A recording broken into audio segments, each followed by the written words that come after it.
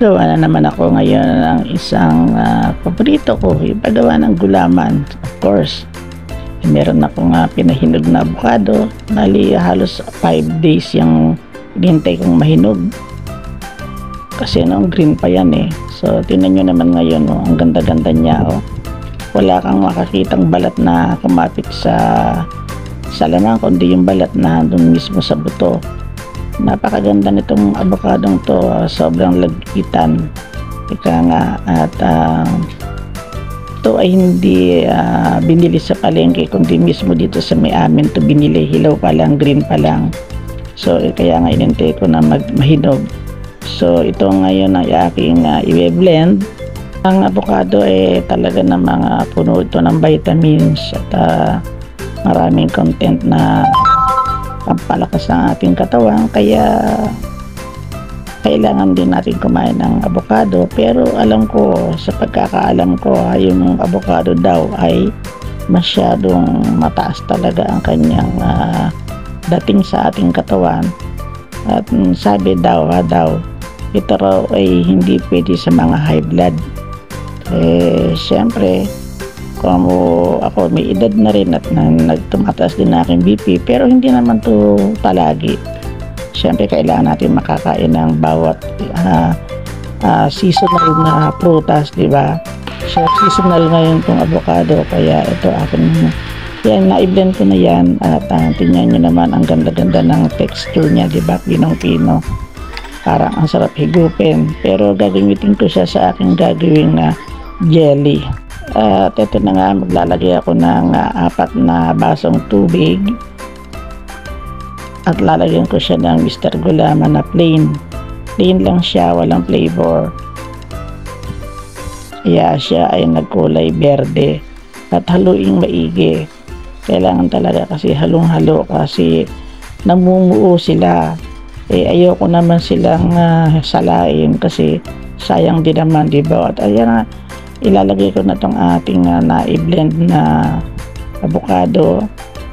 Yan yung nakuha ko doon sa 2 pirasong aking inayos kanina. Kaya kailangan simutin. Medyo mahal ng konti eh. So need na natin talaga siyang haluing maigi. Yan na yung ating gulaman at saka yung avocado. Kaya kailangan halong-halo siya. At hindi pa man ay naaamoy ko na ang bango-bango niya. At hindi ko naman nilagay lahat yung 2 kanina. Nagtira din ako ng kabiyak para ganyanin ko yung bang parang style buko pahaba, para malalong makain ko yung linamnam ng avocado. Ayan, ganyan. Shoutout nga pala habang ginagawa ko to sa aking may BFF family at sa lahat po ng OFWs at mga kababayan natin sa ibang bansa.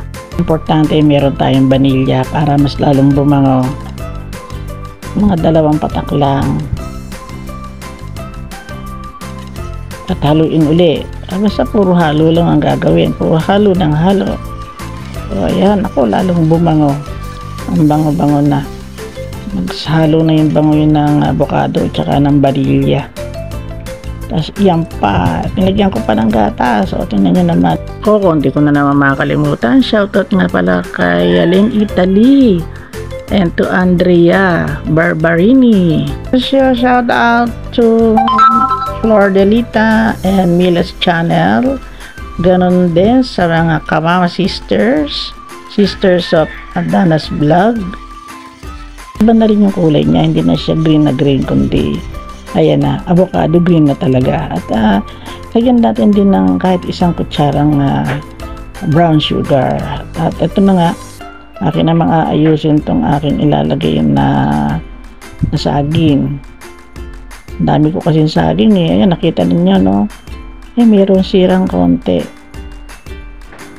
Ano yan eh, lakatan, yung saging na yan.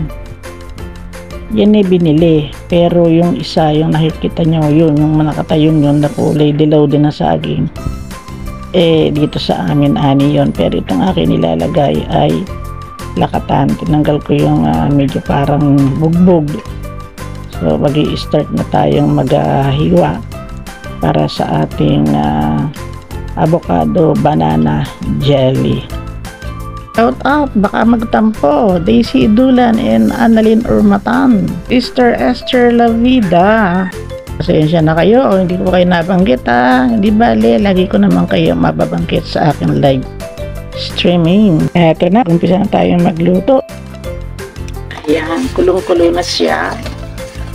Ayan. Napakabango.